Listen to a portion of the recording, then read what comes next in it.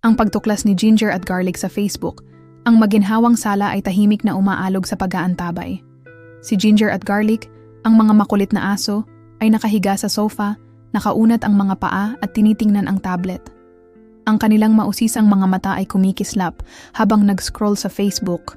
Tumigil bigla ng isang makulay na post ng paputok ang nag-pop up sa screen. Biglang tumingala ang mga tainga ni Ginger. "Tingnan mo, Garlic!"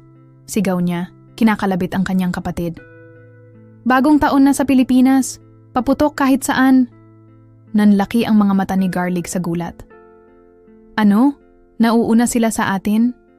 Ibig sabihin, may ilang oras na lang tayo para maghanda," sabi niya, na mukhang nag-aalangan habang kumakaway ang kanyang buntot ng kabado. Tumango si Ginger ng seryoso, ang ekspresyon niya ay puno ng determinasyon. "Eksakto.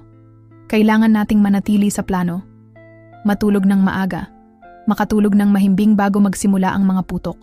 Bahagyang tumagilid ang ulo ni Garlic, may alalahanin sa kanyang boses. "Pero paano kung magising tayo sa mga putok? Noong nakaraang taon, muntik na akong tumalon sa aking balahibo." Ngumisi si Ginger, mayroong mapaglarong kislap sa kanyang mata. "Iyan ang dahilan kung bakit gagamit tayo ng headphones, tandaan mo? Ideya mo, henyo." Hinimas ni Garlic ang kanyang mga tainga. Mukhang hindi kumbinsido. "Oo, pero ang mga headphones ng tao ay napakalaki. Patuloy silang dumudulas sa ulo ko. Paano kung matanggal sila habang ako'y natutulog?" Pumalakpak si Ginger. Tinatapik ang kanyang paa sa sofa habang nag-iisip. Tutulungan kitang balutin ng doble ang iyong mga tainga gamit ang isa sa mga komportableng scarf.